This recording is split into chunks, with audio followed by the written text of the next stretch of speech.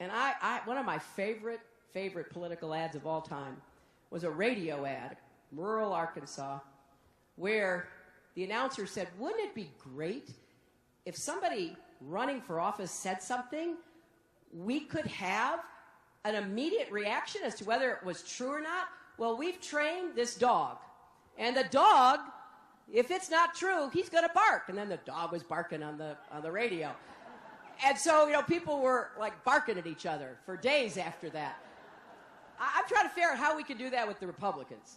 We need to get that dog and follow them around, and every time they say these things, like, the Great Recession was caused by too much regulation,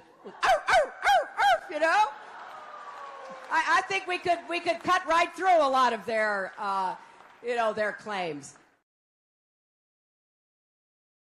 In this campaign, a majority of Americans question your honesty. Some GOP rivals and family members of the Benghazi victims are saying you lied to them in that hearing. They point to emails that you sent the night of the attack, one to your daughter, Chelsea Clinton, saying, I'm going to have to put my glasses on here to actually read this. We were silent. Two of our officers were killed in Benghazi by an al-Qaeda-like group. Another one to the Egyptian prime minister. We know that the attack in Libya had nothing to do with the film. It was a planned attack, not a protest. But the family members, as you know, say you told them it was by a filmmaker. You'd go after the filmmaker. Here's what they said. She lied. She absolutely lied. Her daughter was able to be told differently that it was not the video. It was something else. Now, if her daughter could be told, why can't I? Either she was lying to the Prime Minister or she was lying to me and to the American public.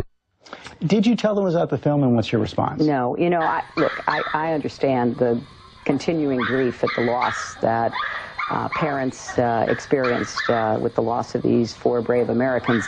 And I did testify, as you know, for 11 hours. And I answered all of these questions. Now, I can't help it that people think there has to be something else there. I said very clearly, there had been a terrorist group that had taken responsibility on Facebook between the time that when I talked to my daughter, that was the latest information. We were giving it credibility. And then we learned the next day it wasn't true. In fact, they retracted it. This was a fast-moving series of events in the fog of war, and I think most Americans understand. How about more generally? Do you think there's something you can do to get a majority of Americans to believe you're trustworthy?